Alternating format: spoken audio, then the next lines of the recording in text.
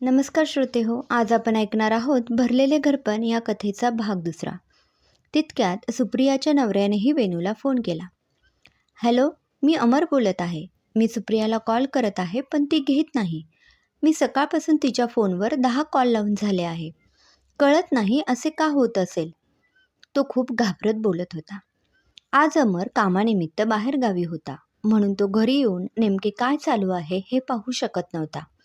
म्हणून त्याने वेणूला फोन लावला होता. वेणूलाही अमरचा कॉल आल्याने सुप्रियाची आता जास्तच चिंता वाटत होती. तिने लगेच हातातले काम सोडले, कामवालीला निरोप दिला आणि सुप्रियाकडे धावत वेगाने निघाली. थोड्या अंतरासाठी रिक्षा केली आणि तिच्या घरी पोहोचली. घराची बेल वाजत राहिली तेव्हा घरातील कामवालीने दार उघडले. तेव्हाच वेणूने तिला विचारले, मॅडम कुठे आहेत? घरात आहेत की बाहेर गेल्या आहेत? कामवालीने उत्तर दिले, ते आत्ताच झोपायला गेले आहेत. खूप वेळ त्यांचे डोके दुखत होते, म्हणून थोडे बाम लावून चोपले तर म्हणाल्या, मी झोपायला जाते. आणि त्या झोपायला गेल्या आहेत. मी थांबते, मग उठल्यावर जाईल घरी, वेणू कामवालीला म्हणाली. बऱ्याच वेळा झोपण्याचा प्रयत्न करूनही सुप्रिया झोपू शकत नव्हती. तशी ती पुन्हा बाहेर आली तर समोर वेणू बसलेली दिसली. तीही एकदम जणू टेन्शनमध्ये. वेणू येऊन लगेच सुप्रियाच्या गळ्यात पडली.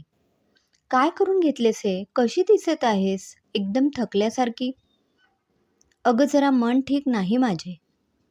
तुला फोन करणार होते पण काहीच करायची इच्छा नाही, कसलीच. काय झाले तुला? कसले टेन्शन घेतले आहेस तू इतके की तुला कसलीच इच्छा होत नाही ते? वेणू, काल परवा मी घरी गेले होते आईकडे, तर आई खूप आजारी पडली आहे हे कळले.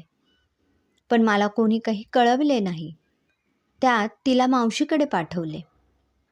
हो, बरं नसताना मावशीकडे का पाठवले? तुमचे घर तर माणसांनी भरलेले आहे. तिथे कोणीही काळजी घेऊ शकते ना आईची तुझ्या? वेणू म्हणाली. माझी वहिनी दादा ह्या दिवाळीत भूतानला जाणार आहेत. बहीण तिच्या सासरी पहिली दिवाळी आहे म्हणून तिकडे जाणार आहे असे म्हणत होते. पण मग आईला कोण बघणार म्हणून त्यांनी मावशीला बोलावून तिला तिकडे पाठवले. मी होते. माझ्याकडे पाठवायचे तर हा असा निर्णय घेतला.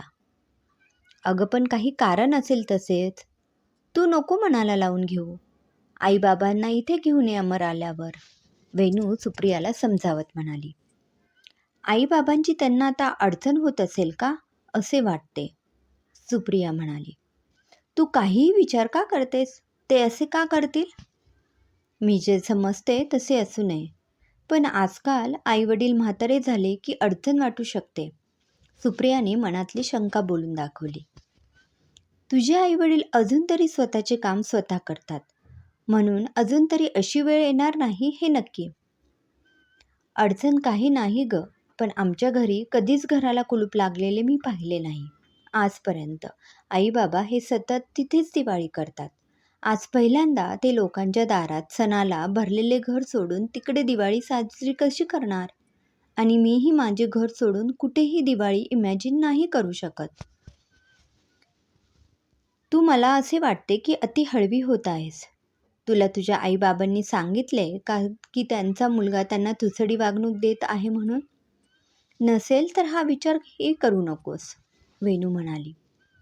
नाही ग, दादा तसा नाही माझा.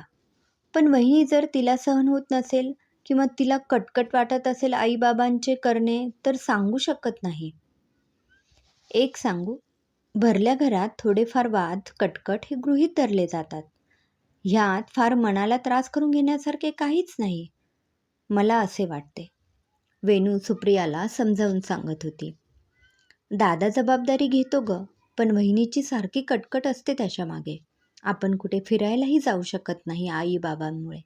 म्हणजे तिला भरलेले घर तोडायचा विचार येत असेल का? सुप्रिया पुन्हा म्हणाली.